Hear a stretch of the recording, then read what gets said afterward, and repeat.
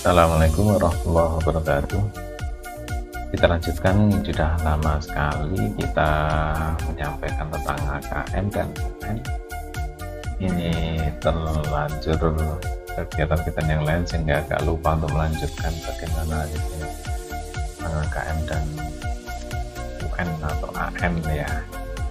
Kali ini akan kami sampaikan yaitu instrumen atau alat untuk tes. Sekali lagi ini kita bacakan dari PDF yang sudah kita dapatkan di Webhus Menjar ya, ini ya, di Webhus Menjar yang ada di sini, dan ini akan saya buat untuk mempermudah jika kita tidak membaca, makanya kita akan cukup mendengarkan saja.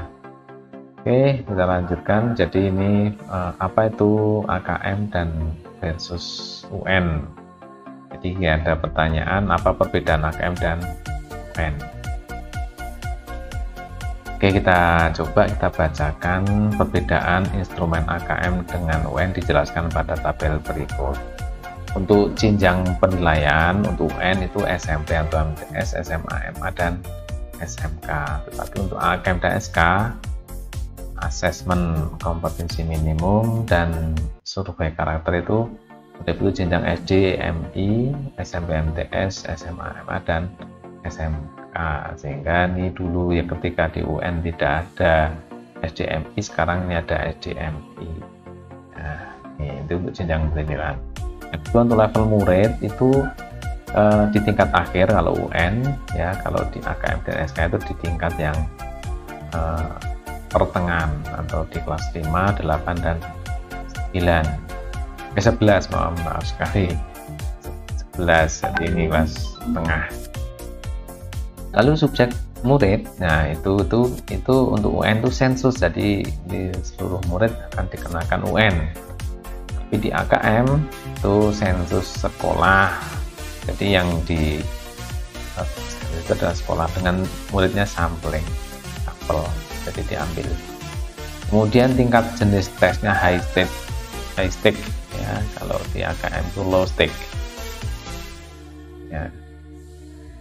Kemudian model soalnya ini untuk UN itu pilihan ganda ya, dan isian singkat kemarin sudah dilakukan matematika SMA dan SMK. Kemudian untuk AKM dan SK itu adalah pilihan ganda kompleks, menjodohkan, isian singkat, dan uraian. Nah, tidak hanya ini ya, ini ada drag and drop ya. Kemudian ada lagi link-link yang ada gitu. Yang jelas ini berbasis komputer. Walaupun kemarin UN itu berbasis komputer, tetapi soalnya itu sebenarnya adalah soal yang berbasis kertas, tapi hanya dikomputerkan, digitalkan gitu aja. Kemudian berikutnya periode tes per murid itu adalah ini 4 hari, jadi ada matematika, bahasa, kemudian bahasa Indonesia, bahasa Inggris, dan pilihan ya, 4 hari. Kemudian kalau untuk AKM dan SK hanya cukup 2 hari saja. Nah, kemudian moda pelaksanaannya. Nah, kemarin itu kita melaksanakan UN yaitu UNBK basis komputer, itu semi online. Sehingga ini yang online itu hanya servernya saja, tapi yang kliennya itu adalah offline, hanya berbasis jaringan saja. Kemudian kalau sudah dilakukan dan dari server diupload ke server pusat. Nah, kalau AKM dan SK itu adalah full online supervised, jadi utama betul-betul online, semi online, dan offline sekolah tertentu. Nah, itu nanti memang ada beberapa alternatif ini karena mungkin juga karena kendala kendala jaringan barangkali seperti itu. Kemudian metode penilaiannya computer based test, jadi CBT.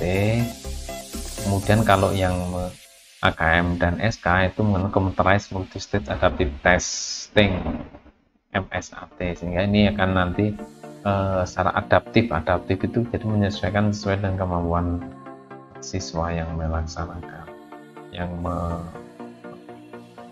dites.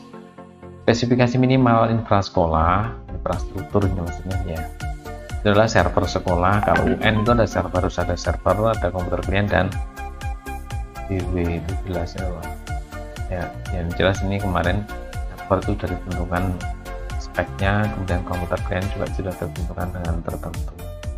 Nah, kalau AKM dan SK itu server sekolah tidak perlu. Komputer klien memori 2 GB, resolusi 1024x720, Windows 7 ke atas, pakai Chrome OS, dan bandwidth 12 MB untuk 15 klien. Jadi ini masing-masing kurang lebih 1 MB kurang dikit nih ya, 1 MB. Nah ini adalah pertanyaan yang pertama tentang instrumen AKM. Saya kira cukup dulu, kita putus saja biar nanti tidak terlalu lama. Terima kasih, jangan lupa subscribe, like, dan komen. Kalau ada pertanyaan silahkan disampaikan. Terima kasih. Assalamualaikum warahmatullahi wabarakatuh.